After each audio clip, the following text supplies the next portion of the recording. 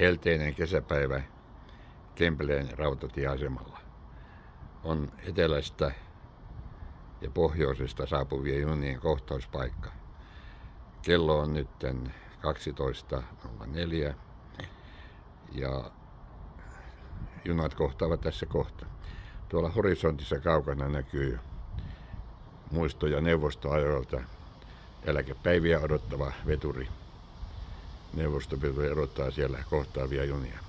Vielä muutama minuutti aikaa ja jatkan tästä sitten, kun junaliikennettä alkaa ilmoittumaan.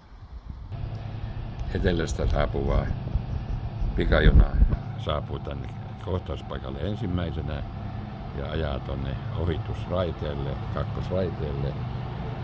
Ja hetken päästä tulee sinne Oulusta lähtevä juna, joka ohittaa tämän paikan Kempeleen asemalla.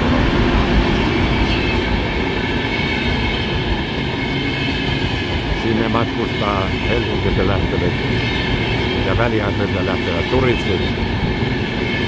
Tämä juna on pakko pysähtyä tässä päästäkseen ohi Oulusta Helsingin kohta tähän saapuvan junan.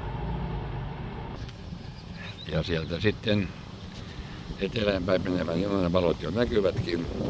Se ohittaa tämän liikenneaseman noin 100 metriä.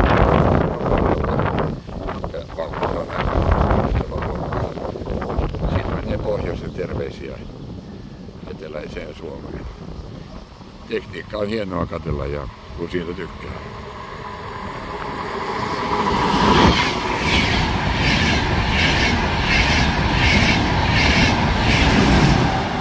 Viekää terveisiä.